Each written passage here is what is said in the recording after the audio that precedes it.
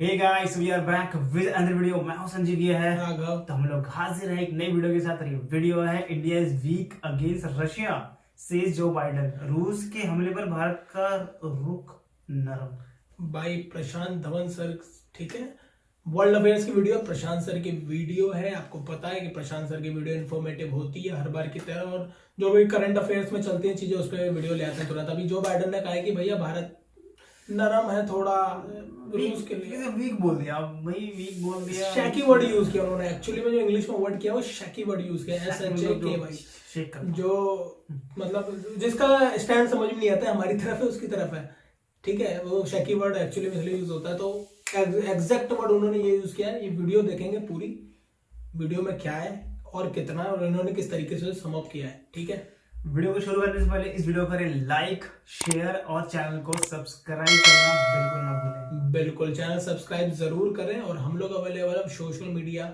Handles पर भी, Facebook और इंस्टाग्राम का लिंक मिलेगा आपको वीडियो के डिस्क्रिप्शन में। जाएं और हमें जरूर फॉलो करें। आइए वीडियो देखते हैं, लास्ट में करेंगे वीडियो पे बात। Let's go.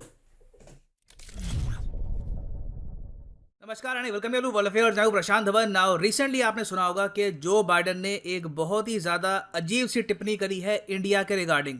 बाइडन ने यहाँ पर यह कह दिया कि नेटो और क्वाड तो अपनी तरफ से रशिया पर सैंक्शन लगा रहे हैं, मगर भारत का जो स्टांस है ये थोड़ा सा शेकी है। यहाँ पे आप देख पाएंगे, इस पे काफ़ी आर्टिकल्स पब्लिश हुए हैं, वीडियो भी इस पर रिलीज हुई थी जहाँ पर जो बाइडन कह रहे हैं कि इंडिया का स्टांस शेकी है। नाउ पहली बात तो यहाँ पे आप पूछेंगे शेकी का मतलब क्या होता है। देखिए, शेकी मतलब कि कोई ऐसी चीज़ जो ज़्यादा स्ट्रांग ना हो, जो कमज़ोर हो, जो जिसकी क्वालिटी इतनी अच्छी ना हो।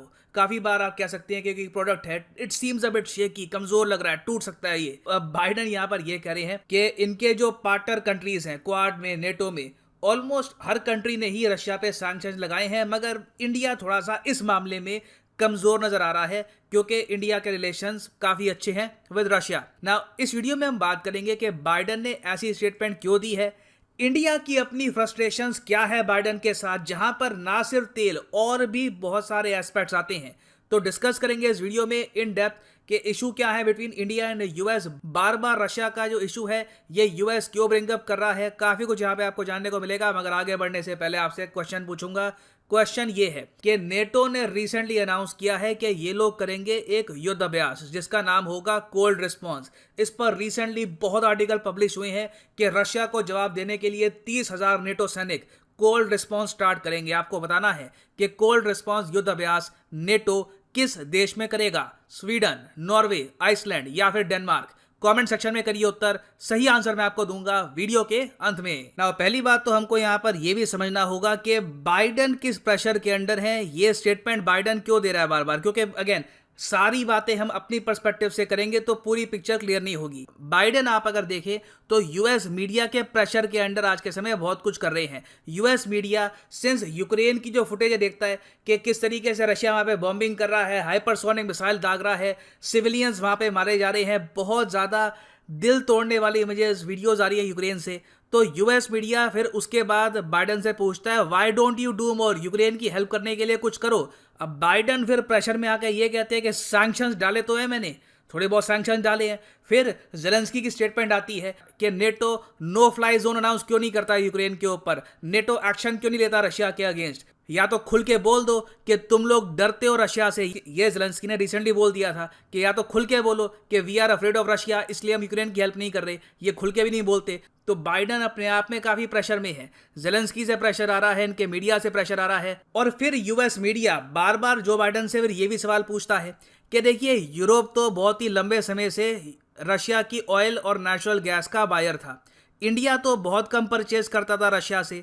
अब अचानक से ये लोग 20-25% डिस्काउंट में रशिया से ऑयल परचेज कर रहे हैं, आप इंडिया को रोकते क्यों नहीं है। तो इसकी वजह से जो बाइडन को कहीं ना कहीं बोलना पड़ता है कि हाँ भैया थोड़ा सा शेकी है इंडिया का रिस्पॉन्स। उसके आगे कुछ और नहीं कहते, उसके आगे जो बाइडन की इतनी ज़्यादा यहाँ पर मैं ही नहीं कहूँगा कि हिम्मत है कि इंडिया के बारे में ये कह दे कि हम इंडिया पे दबाव डालेंगे कि रशिया से ऑयल नवा परचेज करे। यही कहते हैं कि हाँ भैया ऐसे ही है, वो थोड़ा सा नहीं मान रहे इस मामले में, बाकी सब तो मान रहे हैं ना। कम से कम जर्मनी ने, फ्रांस ने, जापान ने, ऑस्ट्रेलिया ने, बाकी सब कंट्रीज ने तो सैंक्शन लगा दिए। इंडिया का थोड़ा सा केस आप अलग मान के चल लो। तो ये तो है अमेरिकन पर्सपेक्टिव। जो बाइडन की स्टेटमेंट ऐसी अभी आई है, इन द फ्यूचर भी आएगी, कोई बड़ी बात नहीं है। इंडिया के पर्सपेक्टिव से आप अगर देखें तो हमारे यहाँ भी फ्रस्ट्रेशन कम नहीं है, और इन द फ्यूचर हो सकता है कि हमारी भी फ्रस्ट्रेशन काफी हद तक बढ़े, क्योंकि जो सैंक्शंस वेस्टर्न कंट्रीज ने लगा दिए हैं रशिया पर यूनिलैटरली, क्योंकि देखिए ये सैंक्शंस लगाने चाहिए नहीं लगाने चाहिए, इस पर यूएन सिक्योरिटी काउंसिल की तो वोटिंग हुई नहीं है।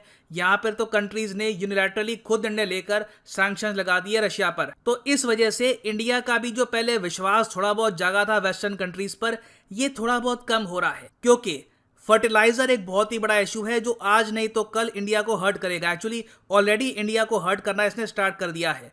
फर्टिलाइजर सुनने में इतना ग्लैमरस लगता नहीं है, क्रूड ऑयल की तरह, ठीक है, फर्टिलाइजर एग्रीकल्चर में यूज होता है, मगर मैं आपको ये बता दूं, भारत सरकार सिर्फ फर्टिलाइजर की सब्सिडी में $19 बिलियन खर्चती है।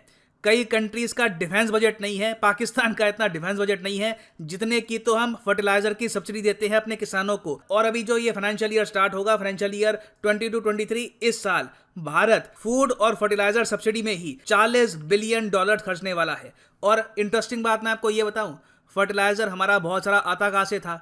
रशिया से आता था। क्योंकि देखिए, अगर आपको इंडिया जैसे बड़े देश में रेगुलर बेसिस पर फूड ग्रो करना है ताकि आबादी को लगातार खाना मिलता रहे, तो आपको वहां पर खाद मतलब के फर्टिलाइजर की आवश्यकता होगी। रशिया दुनिया में सबसे बड़ा एक्सपोर्टर है फर्टिलाइजर का। और जब पुतिन कुछ महीने पहले भारत में आए थे, ये यूक्रेन का इशू होने से पहले जब पुतिन भारत में आए थे, तब इंडिया ने एक मल्टी ईयर डील की भी बात करी थी रशिया से, जिसके अंडर हम फर्टिलाइजर इंपोर्ट करेंगे डायरेक्टली फ्रॉम रशिया। इंडिया बहुत एक्साइटेड था इस डील को लेकर, क्योंकि रशिया से हमको मिलना था सस्ता फर्टिलाइजर। वही फर्टिलाइजर हम और सस्ते दाम में सब्सिडी देकर देते अपने किसानों को। बिलियंस ऑफ डॉलर्स का सौदा है ये। This is bigger than S-400, this is bigger than Rafale, अगर हम सिर्फ पैसे की बात करें। और अगर आप सोच रहे हैं वेट, रशिया और सब में तो बहुत ज़रा कमज़ोर दिखता है, फर्टिलाइज़र ये इतना सारा कैसे प्रोड्यूस कर लेते हैं और एक्सपोर्ट करते हैं? देखो, फर्टिलाइज़र को बनाने में एक बहुत ही की आपको मटेरियल चाहिए होता है, नेचुरल गैस, जिसका भंडार आपको मिलेगा रशिया में। रशिया आपको पता होगा नेचुरल गैस एक्सपोर्ट करता है यूरोप को, चाइना को, तो थोड़ी सी नेचुरल गैस का ये फर्टिलाइजर भी बनाते हैं और उसको करते हैं ये लोग एक्सपोर्ट। तो इंडिया के लिए सरदर्दी वाली बात ये है कि जो ये $40 बिलियन का हमने सोचा रहा खर्चा करेंगे, कोई बड़ी बात नहीं है। इस 40 का 45 या फिर $50 बिलियन के आसपास ही हो जाए, सरकार पर ही बोझ इससे बढ़ेगा। उसके अलावा रशिया पर सैंक्शन लगाने के बाद जो दुनिया भर में क्रूड ऑयल के दाम बढ़ गए हैं, उससे हमारी जो करेंसी है रुपी, वो भी डेप्रिशिएट होगी। इसके बारे में यूएस ने नहीं सोचा। अब हमारे यहाँ देखिए फ्रस्ट्रेशन ये है कि हम लोग फर्टिलाइज़र के लिए रशिया से बात कर रहे थे, रशिया से सस्ता फर्टिलाइज़र परचेज करने वाले थे, उसके बारे में यूएस ने नहीं सोचा। हमारी करेंसी के बारे में नहीं सोचा कि क्रूड ऑयल अगर सीधा $110 पर बैरल पहुंच जाएगा तो इंडिया यहाँ पर क्या करेगा। हमारा तो पूरा जो यहाँ पर हमने बजट बना के रखा वाला सब कुछ हिल जाएगा। फिर एक बहुत ही बड़ा जियोपॉलिटिकल एंगल भी यहाँ पर आता है कि जिस तरीके से सैंक्शन लगा दिए गए हैं रशिया पर, रशिया तो अब कंप्लीटली निर्भर हो चुका है चाइना पे। आप मान लीजिए रशिया को लिटरली धकेल दिया बाइडन ने टुवर्ड्स चाइना, और इस सब का जिम्मेदार है नेटो का ईस्टवर्ड एक्सपेंशन। अब नेटो का जो ईस्टवर्ड एक्सपेंशन है ये क्या है, ये भी यहां पर आप समझ लो। देखिए, नेटो की फुल फॉर्म क्या है? North Atlantic Treaty Organization. Atlantic Ocean कहां पे है? अटलांटिक ओशन तो ये रहा। तो नॉर्थ अटलांटिक ये जो रीजन है, इसकी सिक्योरिटी के लिए बना था नेटो। अब ये लोग बिना वजह ईस्ट की तरफ और जरा बढ़ते जा रहे हैं। यूक्रेन आप अगर देखो ईस्ट में आता है। यूक्रेन कहां से कनेक्टेड है विद अटलांटिक ओशन? नेटो को कोई जरूरत नहीं थी वैसे यूक्रेन को अपना पार्ट बनाने की, बिना वजह नेटो ने बात स्टार्ट कर दी यूक्रेन के साथ। अब ये वॉर हो गई और उसका नेगेटिव इंपैक्ट इंडिया भी फेस कर रहा है। कुछ हमको एडवांटेजेस भी मिलेंगे इसके। फॉर एग्जांपल, हम लोग फार्मास्यूटिकल जो प्रोडक्ट्स हैं ये एक्सपोर्ट कर पाएंगे रशिया को, जो हमारा गेहूं है ये हम एक्सपोर्ट कर पाएंगे। मगर ओवरऑल आप अगर देखें तो नेट नुकसान ही होगा भारत को इस सब की वजह से। तो क्या नेटो कंट्रीज ने, यूएस ने इंडिया से कंसल्ट किया कि हम ईस्टवर्ड एक्सपेंशन करेंगे? नाम तो हमारा नेटो है मगर हम आराम से यूरेशिया में भी हम जाएंगे। ये सब करने से पहले जब ये हमसे बात नहीं करते, उस वक्त हमारे लिए ये लोग शेकी बन जाते हैं। तो देखिए, यहाँ पर इश्यूज दोनों साइड के हैं। यूएसए के अपने इश्यूज हैं इंडिया के साथ, इंडिया के भी बहुत ही जेन्युइन इश्यूज हैं नेटो कंट्रीज और यूएसए के साथ। तो इस सब प्रॉब्लम्स का सोल्यूशन क्या हो सकता है? देखिए, सोल्यूशन मैं कहूँगा यही है जो पीएम मोदी ने बार बार बोला है। यूरोप में जो हो गया अब हो चुका है, ठीक है। यूक्रेन का जो एरिया रशिया ने कब्जा लिया, थोड़ा कम ज़्यादा जो भी है, जो वहाँ पे डैमेज होना था हो चुका है। अभी के लिए फोकस ये होना चाहिए कि जो यूक्रेन में हो गया ये इंडो पैसिफिक में ना हो जाए, मतलब कि चाइना वो सब ना करना स्टार्ट कर दे जो रशिया ने किया है ईस्टर्न यूरोप में। ये बहुत ही ज़्यादा इंपॉर्टेंट है। इंडिया लगातार यूएस क्वाड कंट्रीज का जो ध्यान है वो एक्चुअल गोल की तरफ लाने की कोशिश कर रहा है कि देखिए, लॉन्ग टर्म में रशिया से चुनौती नहीं मिलने वाली है आपको। आपने उन पर इतने सैंक्शन लगा दिए हैं कि वो देश नॉर्थ कोरिया बनने की राह पे अब चल पड़ा है। मेन आपका चैलेंज रहने वाला है चाइना, जिस पर अब रशिया को आपने और ज़रा डिपेंडेंट कर दिया है। चाइना लगातार और ग्रो भी कर रहा है। You must focus on Indo Pacific. दूसरी बात यहाँ पर फिर ये भी आती है कि कहीं ना कहीं यूएसए को रिस्पॉन्सिबिलिटी दिखानी होगी और ईरान के साथ एक प्रॉपर डील करके उन पर सैंक्शन हटाने होंगे ताकि India all together natural gas खरीद पाए ईरान से, ऑयल खरीद पाए ईरान से। एक बार हमारे पास नेचुरल गैस आ गई तो कोई बड़ी बात नहीं है, हम इंडिया में ही फर्टिलाइजर और प्रोड्यूस कर सकते हैं। एक्चुअली इंडिया ने बीच में यही बात करी थी कि ईरान में इंडिया फर्टिलाइजर बनाने वाले प्लांट्स बना देगा और फिर फर्टिलाइजर परचेज करेगा सीधा ईरान से। ये भी हम करना चाहते थे, मगर यूएस के सैंक्शंस ने सारे प्लान्स कैंसिल कर दिए। तो इवेंचुअली देखिए, सोल्यूशन इस सबका यही है कि रशिया सिंस अब बिल्कुल फाइनेंशियल सिस्टम से हट चुका है, कहीं ना कहीं रशिया का सब्स्टिट्यूट यूएसए को लाना होगा, नहीं तो problems in the future quad countries के बीच में बढ़ती ही जाएगी। नाउ वापस आते हैं हमने एमसीयू की तरफ कि जो मिलिट्री एक्सरसाइज है कोल्ड रिस्पॉन्स 2022, ये ऑर्गेनाइज करी है North Atlantic Treaty Organisation NATO ने। किस देश में? तो सही उत्तर इसका है option B is the right answer, Norway. यहाँ पे आप देख पाएंगे exercise cold response 2022 NATO and partner forces face the freeze in Norway. बहुत ही इंपॉर्टेंट है ये, याद रखिएगा, किसी भी एग्जाम में इससे रिलेटेड क्वेश्चन आ सकता है।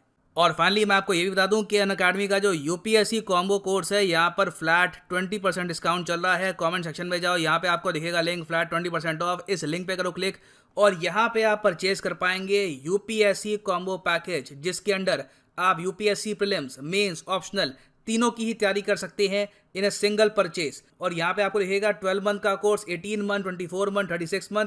अगर आपके पास अभी टाइम है, कॉलेज स्टूडेंट हो, 2-3 साल बाद आराम से एक यूपीएससी एग्जाम का अटैम्प्ट देना है, तो जो 36 मंथ का कोर्स है ये भी आप कर सकते हैं अटैम्प्ट। सिंपली यहाँ पे आपको कोड डालना है PD10 और प्राइसेस और ज़्यादा यहाँ पर गिर जाएंगे। You will get a flat 20% discount. So use the code PD10 and save money. इसी नोट के साथ ये है वीडियो का अंत। Thank you for listening and as always God bless you all.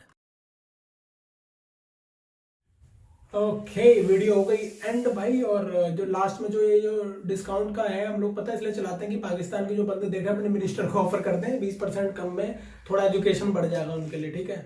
पढ़ाई वढ़ाई करेंगे, थोड़े सही से पॉलिसी बनाएंगे अपने देश के लिए। बाकी करते हैं मेन वीडियो पे बात, ठीक है। India is weak against Russia says जो बाइडन। लगभग ऐसा ही कहा उन्होंने कहा भैया समझ में नहीं आ रहा क्या करें इनका, करे तो करे क्या। देखो प्रॉब्लम उनकी क्या है कि भाई चाइना का काउंटर चाहिए, रशिया से करवा नहीं सकते, रशिया तो ऐसे ही खिलाफ है। चाइना एकदम टक्कर दे रहा है। तीसरा देश जो उनके पावरफुल जो है इस एशिया में वो कौन है? इंडिया। मजबूरी है, चाइना काउंटर करना है तो इंडिया को मजबूरन सपोर्ट कर। हल्का भी यहाँ पे हीरो बनेंगे, इंडिया एक झटके में बाहर निकल जाएगा इनके सबसे, 1 मिनट में निकल जाएगा। क्योंकि पहले भी हम इनके अलग ही थे इनसे, हमारा रशिया ही फ्रेंड था और चाइना से हम लोग काम करते हैं, ठीक है। तो जियो पॉलिटिक्स इतनी तेज बदल रही है ना कि आप पूछो मत। जो देश कल तक इस वॉर से पहले तक दोस्त थे अभी दुश्मन है, लगभग कह नहीं सकते पर काफी ऑपोजिट खड़े हैं। और हमारी $19 बिलियन की भाई हम खाद पे सब्सिडी देते हैं। और इंडिया में खाद बहुत ज्यादा जरूरी है क्योंकि इंडिया एक कृषि प्रधान देश है हमेशा से ही। और हमारी यार खुद की इकोनॉमी और में कितना योगदान है फसलों का, और हम बेचते हैं भैया गेहूं वगैरह खरीद। एग्रीकल्चर एक्टिविटीज का बहुत ज्यादा योगदान है हमारी इंडियन इकोनॉमी में। हम लोग एक्सपोर्ट भी करते हैं, पता है जैसे कि व्हीट अभी कराते हैं एक्सपोर्ट, कितना करा था 387% का जंप मिला था वीटी एक्सपोर्ट। जितना भी करा था मुझे एग्जैक्ट डेटा आती, बट इंडिया मतलब कृषि प्रधान देश है, सबको पता है। और फर्टिलाइजर जरूरी है, उसके लिए नेचुरल गैस जरूरी है। और अगर सैंक्शन लगा देंगे तो फिर इंडिया क्या करेगा यार? इंडिया को तो कुछ ना कुछ करना पड़ेगा। पहली बात ये है कि भैया सब कुछ एक तरफ, टेक्नोलॉजी एक तरफ, खाने के लिए खाना ही जाएगा, टेक्नोलॉजी नहीं खाएगा इंसान। और इंसान को जीने के लिए टेक्नोलॉजी नहीं चाहिए, ये तो आसान करने के लिए लाइफ चाहिए ना, इस वीडियो खाना चाहिए, गैस चाहिए, बस 2 चीज मेन है, एनर्जी चाहिए हमें। इस वीडियो में क्यों और बताइए कि भाई रशिया पे इतने सैंक्शंस लगा रहे हैं, ये खुद ही नॉर्थ कोरिया बन गया तो फिर क्या करेगा ये बन बताओ? चुका है भाई, तुम जानबूझ के ढकेल रहे हो चाइना और उनको एक साथ ढकेल रहे हो, मजबूरन तुम रूस को ढकेल रहे हो कि डिपेंडेंट हो जाए, चाइना की पॉलिसी माने। तुम समझ रहे हो कितना खतरनाक काम किया, बैलेंस करके चलना चाहिए चीजों को। बिल्कुल। और इंडिया की मजबूरी बनेगी, एशिया में हम रहते हैं भाई, हमारे पड़ोसी कौन है? अटल बिहारी वाजपेयी ने कहा था हम अपने पड़ोसी चुन नहीं सकते, दोस्त तो चुन सकते हैं, हम अपने पड़ोसी हमेशा ही रहेंगे। आज इंडिया है तो बांग्लादेश आज भी है, 100 साल बाद भी रहेगा, तो उससे रिलेशन कोई नहीं खराब करेगा। ऐसे एशिया में रूस एक मेजर प्लेयर है, था और रहेगा, चाइना भी है, इंडिया भी। जो बाइडन ने इंडिया को कहा है कि शेकी, बट मुझे लगता है जो बाइडन शेकी है, क्योंकि यार बंदा इतना ज्यादा घबराया हुआ, इतना नहीं क्यों है वो, एज ज्यादा हुई है ना, बुढ़ापे का शिकार। सैंक्शंस लगा रहा है फालतू में, मतलब जो भी है यार, ऑब्वियसली तुम कर रहे हो तो सैंक्शंस तो मतलब अपनी चीजों को गलत मानो भाई, क्यों कर रहे हो एक्सपेंशन अपना नेटो का? वही तो बोल रहा, रशिया एक ही से बोला नेटो एक्सपेंशन नहीं चाहिए, बाकी सब चलेगा, अभी तक जितना था। और मुझे समझ आता है रशिया यूएसए करके रहा है उस नाटो में, उसके बाद तो डिफेंस है ना भाई, पिटवा तो रहा है, यूक्रेन को पिटवा रहा है, वहां की इकोनॉमी खत्म कर क्या दी कर लिया तुमने? यूक्रेन को बचा लिया? कुछ नहीं कर पा रहे ना, पैसों का नुकसान, सिर्फ डिस्ट्रक्शन चल रहा है हर और country मुझे क्या में। लग रहा है कि ये भाई प्लान है एक तरीके से, ये कंट्रीज को भिड़वा के, समझ रहा है, भिड़वा के कुछ अपने मतलब निकालना है इनको, अपना हथियार बेचना है, सबसे ज्यादा हथियार यही बेचते हैं यूएस वाले और रशिया वाले। और उसके बाद फिर ब्लेम करो कि इन्होंने ऐसा किया, तो फिर ये लोग मतलब पिटी फील करो कि हाँ भाई इन्होंने गलत किया, मतलब दुनिया को दिखाओ कि ये गलत है, हम सही है, हमने देखो स्टैंड नहीं लिया, मतलब तुमने बचाया भी तो नहीं ना उसको, पिटवा दिया तुमने, पिटवा बचाया। दिया। अब पिटवा के तुम बचाओगे तो किस बात का दोस्तों, पिटवाना ही नहीं है। कहते हैं ना कि हम लोग लड़ते हैं, जब गलियों में लड़के लड़ते हैं, तू हाथ लगा के दिखा, तू लगा के दिखा, भाई पिट गया दोस्त, भले फिर बाद में आया बैकअप, पिट तो गया मैं, तेरे से तेरे रहते में पिट गया, फायदा क्या हुआ? तू मेरे साथ खड़े में कोई मार जाए, फायदा क्या हुआ तेरा? तू बाद में भले रिएक्शन कुछ भी करे, और अभी तू रिएक्शन नहीं करा, तो कह रहा हम सपोर्ट कर रहा है। पहले ये पिट जाएगा, फिर हम दूसरे को बोलूंगा यार उसने कितना गलत सैंक्शन लगाओ इस पे, कितना गलत करा उसने, से मारा तेरे साथ मैं बात नहीं करूंगा अब, तूने मारा ठीक है, पर तेरे से बात नहीं करूंगा, कितना पीटता है, मैं पिट रहा हूँ वहां पे, और ये कि ऐसा बोले कैसा लगेगा? रशिया भाई जो डिमांड कर रहा है उसकी भी सुन लो, ठीक है, और सैंक्शन लगाने से हुआ क्या है?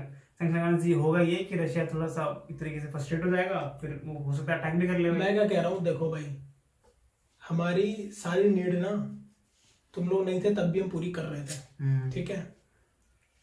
मोबाइल फोन की बात हुई, जहां तक एप्पल वगैरह नहीं खरीदेंगे, एंड्रॉइड से काम चलाएंगे इंडिया वाले। एनर्जी चाहिए हमें, क्रूड चाहिए, एनर्जी क्रूड ऑयल मतलब गैस चाहिए, और खाद चाहिए, ये 3 एकदम एसेंशियल है एक इंसान की जिंदगी के लिए। टेक्नोलॉजी और एसी कूलर ये सब दूसरी चीज हो गई, आराम की चीजें हैं सब, तो सेकेंडरी चीज है, समझ रहे हो? तो कोई भी देश इतना बड़ा मूर्ख नहीं होगा कि एक तो जहां रहता है वहां के आसपास के देशों से पंगा ले ले, जो इसका पुराना देश है उससे पंगा ले ले, दूसरा ऐसी वो चीज एक्सपोर्ट कर रहा है जो सबसे एसेंशियल है, और सबसे पास भी हमारे वही है, वही हमारा मित्र देश है एक्चुअली में। तुम नहीं हो, अभी 2 दिन पहले बने हो तुम, सन 2000 के बाद से तुमने अपनी पॉलिसी चालू की इंडिया को वो करने की, इंडिया की तरफ दोस्ती बनाने की, 2000 के बाद से तुम्हारे जॉर्ज डब्ल्यू बुश की उसमें शुरू हुआ था ये सब। उससे पहले तुमने ही सैंक्शन लगाए थे ना हमारे पे, किसने लगाया था? तुमने ही लगाए हैं, हर चीज में तुमने हमें नुकसान पहुंचाया है। तो भाई शेखी बोलने से पहले सोचो कि क्या बोल रहे हो, और खैर यही मजबूरी शो करता है, तो भाई तुम कुछ नहीं कर पाओगे, कुछ फंसोगे तुम, क्योंकि हल्का भी तुम कुछ बोलोगे तुम्हें पता है इंडिया कहेगा ठीक है भाई अच्छी बात है, रूस हमें सब कर ही रहा है, चाइना अभी भी हम $100 बिलियन का ट्रेड चल ही रहा है, फोन इनसे लेंगे, टेक्नोलॉजी इनसे लेंगे, इन पे भी तो हम पे भी खुद है, खुद काफी चीजें हमारे पास खुद है। रूस है भाई टेक्नोलॉजी में, तुम पे क्या नया है? रूस पे तो टेक्नोलॉजी है, सारी मिसाइल की टेक्नोलॉजी भारत की डेवलप कैसे करी हम लोगों ने, अपने और रूस के साथ करी, कुछ हमारे इंडियंस ने करी। इसरो किसने भाई, इसरो में साथ दिया रूस ने, 6 बार हमारे लिए वीटो किया रूस ने, अकेले तुम्हारे खिलाफ आके खड़ा हुआ, अपनी सब कुछ भेजा, डिफेंस में वो हमारी मदद कर रहा है। देखो अभी बताओ, वो क्रूड ऑयल वो हमें दे रहा है, एनर्जी वो हमें दे रहा है भाई, क्या था, क्या नाम था, फर्टिलाइजर वो हमें दे रहा है। तो तुम बताओ, तुम हमें क्या दे रहे हो भाई? समर्थन वो भी तुम नहीं देते हो ढंग से। मतलब इंडिया की बात देखो, 2 चीजें भी हैं, क्योंकि तो रिलेशनशिप रशिया के साथ हमेशा से बहुत अच्छे रहे, बहुत बढ़िया। दूसरा इंडियन पॉपुलेशन की जो हमारी जो नीड है ना, जो कंजप्शन है ऑफ दीज थिंग्स, 135 करोड़ संभाल लें कभी एक बार ऐसे कैसे मैनेज? 2 निकल जाएंगे, 2 से 3 अमेरिका निकल जाएंगे देश में से, पॉपुलेशन अगर लगाए तो यार वही है कि यार ऐसा ना बोलो कि भाई कंट्री की मजबूरी समझनी चाहिए। मतलब यार हम क्या समझते हैं भाई, पर वो है ना, समझ रहे हैं तभी बेचारे सैंक्शन नहीं लगा पा रहे। ये चाह रहे हैं कि इंडिया को लोग नफरत की नजर से देखें। ऑब्वियसली बात है, तुम लोग कर इसमें सक्सीड हो जाओगे भाई, क्योंकि भाई तुम पे मीडिया है, तुम पे वेस्टर्न है पूरा। हम लोग इतने की प्लेयर है ना यहाँ पे भाई, इतने की प्लेयर हैं, हमारी लोकेशन ज्योग्राफिकल इतनी सटीक जगह पर है ना कि तुम्हें आना ही पड़ेगा आज नहीं तो कल। हिंद महासागर पे कब्जा है, कब्जा हमारा, ये समझ जाओ। कोई नहीं है हमारे आसपास, कोई ऐसा देश नहीं है। चाइना काफी ऊंचाई पे, साउथ चाइना सी में फंसा हुआ है, ऑस्ट्रेलिया बहुत नीचे है, तो ये पूरा का पूरा जो रीजन है ना हमारे निगरानी में है। मजबूर है तुम, और तुम हल्का भी कुछ करोगे तुम्हारा क्वाड गया। बाकी देश मैं बता रहा हूँ तुम्हें, चाइना की इतनी इन्वेस्टमेंट है, जापान की भी है, तुम्हारी खुद की है, तो इन्वेस्टमेंट भी देखनी है। लेकिन तुम जब ऐसा कुछ करो तो तुम्हें, अगर तुम दोस्त मानते ना सच्चा, तो तुम ये सोचते कि चल बाकी पे क्या इम्पैक्ट। बहुत ही गंदी पॉलिसी चल रही है इस वक्त यूएस की। मैं तो अपने हिसाब से बता रहा हूँ, उनके हिसाब से पता नहीं क्या चल रहा है। पूरा दुनिया को परेशान करके रखा है जो बाइडन ने जब से आया है, एक भी अच्छा काम नहीं किया इसने। नहीं, मैं कह रहा हूँ जो बाइडन जो बोल रहा है कि भाई इंडिया शेकी है और इम्पोर्ट कर रहा है एक तरीके से ना, नेचुरल गैस वगैरह सब इम्पोर्ट कर रहा है रशिया से, सैंक्शन लगाने के बावजूद भी भाई तुम दे दो ना, तुम दो सस्ता दो, पर तुम दो सस्ता, महंगा नहीं कर। देख सारे के हमारी, एक तो हमारे रुपये और डॉलर की वैल्यू देखना, अभी तो $5 बिलियन का करेंसी स्वैप किया आरबीआई ने, रुपये की वैल्यू डिप्रिशिएट हो रही थी, पता है तुम्हें। हमने डॉलर को मार्केट में उतारा आरबीआई ने, और रुपीज अंदर लिए $5 बिलियन। करेंसी स्वैप बोलते हैं, एक टाइम बाद वो उल्टा हो जाएगा, रिवर्स, ताकि हमारा भाई 74 रुपए से 78 तक पहुंच गया था, 77 छू दिया था, तब आरबीआई ने इंटरवेंशन किया है, अभी किया है 1 हफ्ते पहले। सोच रहे हो, 1-1 रुपया बढ़ता है ना, करोड़ों रुपए का घाटा होता है करोड़ों में, इतना इन्वेस्ट हुआ है तो। और हम तो डेवलपिंग इकोनॉमी है ना, कि झेल नहीं पाएंगे इतना ज्यादा। तुम करोगे क्रूड भी, फिर हम $118 प्रति बैरल पे लें, 118 भाई, जो हमें 100 से अंडर में। हमारी भाई पॉलिसी हमारी भी है ना, देश अपनी बनाता, हमारी अपनी, हम अपना चल रहा है। और बात तो तुम्हारी एकदम सही है, सुनेंगे हम तुम्हारी बिल्कुल नहीं। हमारी अपनी इंडिपेंडेंट चीज है, इंडिपेंडेंट पॉलिसी है। इमरान खान को इसी बात का तो दाद दिया उन्होंने, दाद दिया।